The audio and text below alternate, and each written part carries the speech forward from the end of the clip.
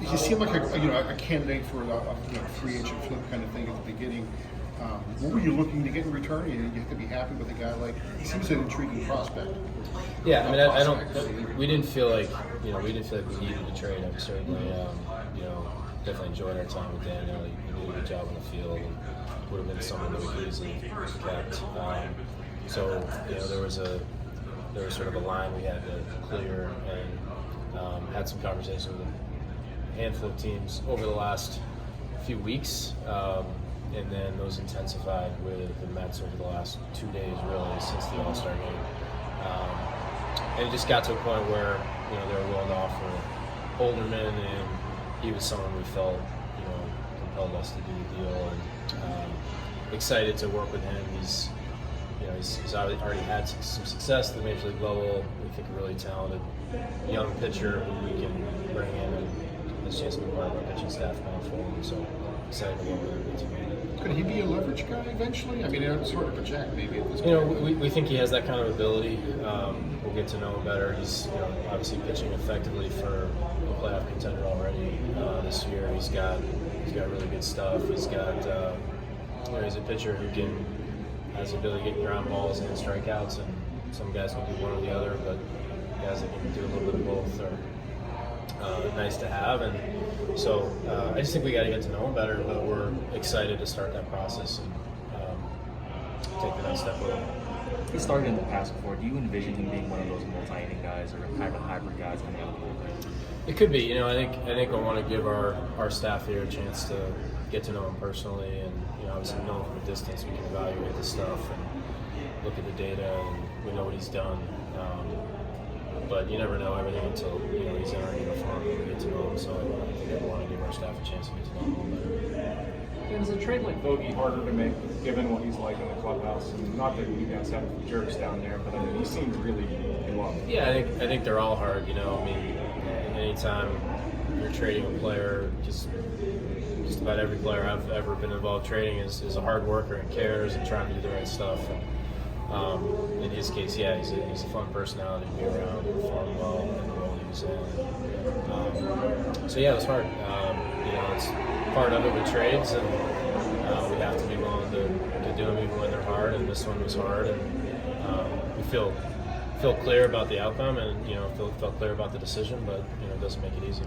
What do you do at DH? I saw Yoshi out there tonight, but yeah, I think that's ultimately up to Shelty, and between now and the deadline, let's see what happens. I think over the course of the remainder of the season, if we don't add anybody else, position player wise, which certainly we're open to doing, but if we don't, then we obviously have a number of position players in the system already that we think would benefit from Major League at bats, and maybe it's an opportunity to spread some of those around, but. First things first, let's get through the deadline first. Let's see where we're at, and then get with Shelty on the best way to use that spot. I was going to want to touch on that because the lineup without Reynolds and then on the IL, and now without Vogelbach, that's two most productive hitters in the lineup. I mean, what are the challenges that lie ahead, not only short term but long term, in terms of building a contending lineup? Yeah, I mean, we before trading Vogie and now we know whether it was a week ago or today, we know we got to build a better offense to win games at the level we want to win. We know that. So that's going to be some combination of guys who are already here, continuing to get better, and bringing guys to the system and finding the right acquisition. So we got to, I think, look at all those things. In Reynolds' case, I'm optimistic that he's going to be back sooner rather than later. We'll be back in there. We've got other guys in the system now, either on the Major League team or in Indy, who we're confident can do a good job and produce, and hopefully we'll have an opportunity to take another step forward this season, and then we'll see where opportunities are out there, either whether it's in the next week or 10 days or in the offseason. I think I asked you a version of this question about a month ago, but based on what you've heard from talking with other GMs, especially in the past week or so, would you say this kind of trade, kind of a smaller, for lack of a better word, trade, as opposed to a flashy marquee name, is what you guys are more apt to do at the deadline this year? Kind of a supplemental kind of trade as opposed to moving a bigger name guy? I don't know, but I think probably, because I think just probably any year those are more likely to happen. A little bit smaller is probably more likely to happen than bigger. but I don't know. And if there are kind of quote unquote smaller opportunities, those can be just as important. We've got to execute well on those, and so we're very focused on that. So I don't know. We're just going to continue to learn as much as we can about what's out there and where the opportunities are. And if we see something that we feel confident has a chance to make us better quickly, then we'll try to pursue that. Minnesota was still in play, is what you're saying. I'm not allowed to comment on a player on another team, but you just mentioned one. Hey, weight and everything. I guess this worked out probably about as well as you could have hoped that it would have worked out when you signed him. Yeah, we didn't sign him like specifically to trade him or anything. We signed him because we thought we had some at bats available.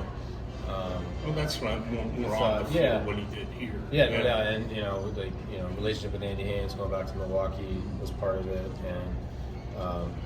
and he sees pitches, and we want some of that in our lineup, and we'll continue to want some of that in our lineup. So we signed him for those reasons, but it ended up that there was enough interest there that we think we're able to get something valuable for him, and we wish him well too. What do you hope he was able to, not just on the field, but impart to some of the younger guys that were kind of coming up during his time here? Yeah, probably just he's into every at bat. He's into every pitch. He loves the game, studies pitchers, and is always talking about that. And so I think that really good offenses I've been around have a lot of that in the clubhouse, in the dugout, just talking about hitting, talking about the pitcher that you're trying to beat, and that's something Bogey did a lot of, and hopefully rubs off. You